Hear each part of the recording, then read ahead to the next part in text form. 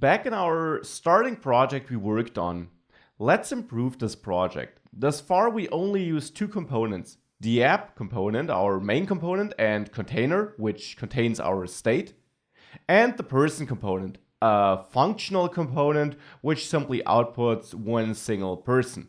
With these two components together, we get this output here. And there's nothing wrong with this output, it's definitely working fine, but of course, behind the scenes, we can still tweak this a little bit. For example, you would typically split this application in more components than that.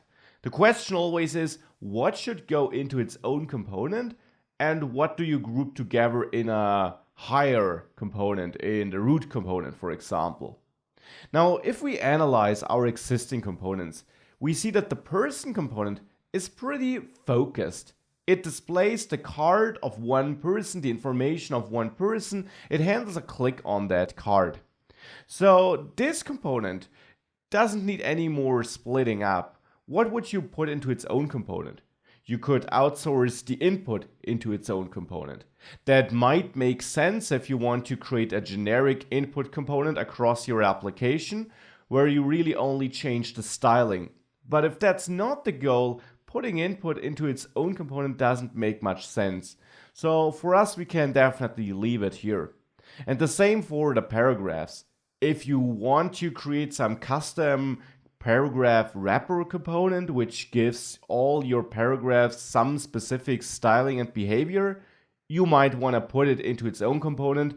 If it's only about a global styling though, use the global style sheet, the index CSS file, and simply set up your styles there. So the person component really is finished. We probably don't need to do much more here. We can split up our app.js file though. We manage the state and we actually do a lot of things there.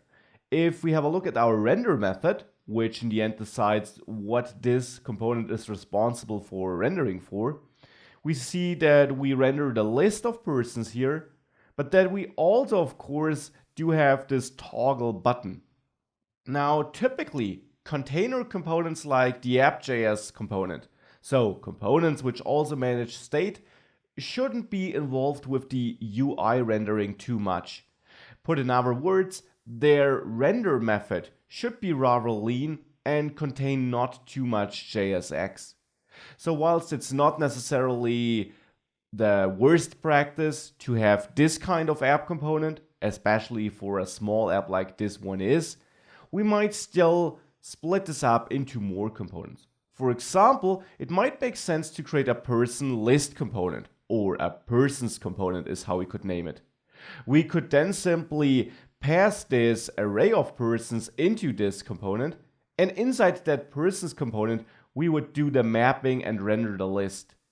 This would allow us to outsource all this code and in the end just import persons into our app component and either render it if show persons is true or not render it. So this is one improvement. Another improvement we can do, and this of course is purely optional, is to outsource our cockpit into its own component. So that in the end our app component really only has this wrapping div and then a cockpit component and a persons component.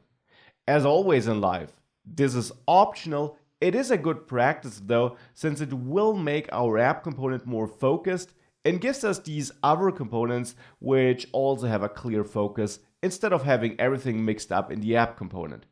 So let's create these new components.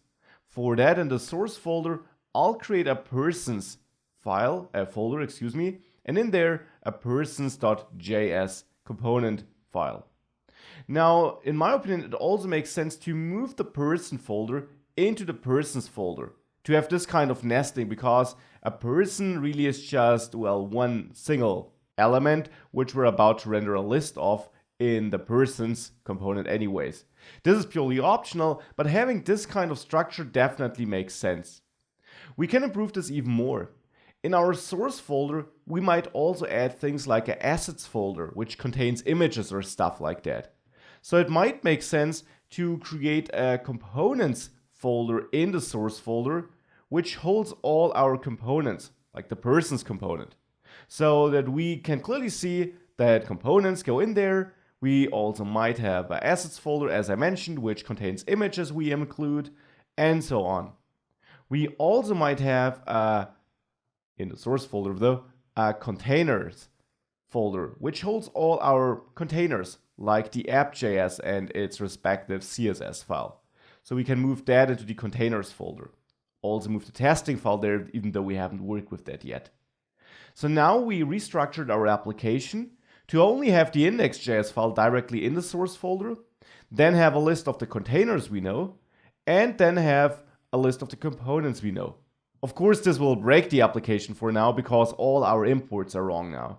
So the goal now is to fix these imports before we, in the next lectures, continue working on that persons component, and I already mentioned it, on that cockpit component. So cockpit.js.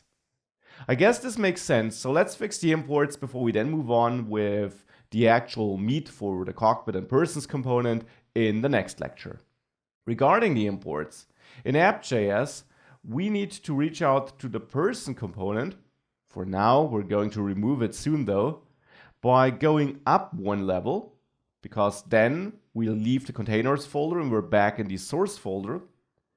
And after going up one level, we want to go into the components folder and there into the persons folder and then person. This would be the new path how to reach the person.js file from our app.js file.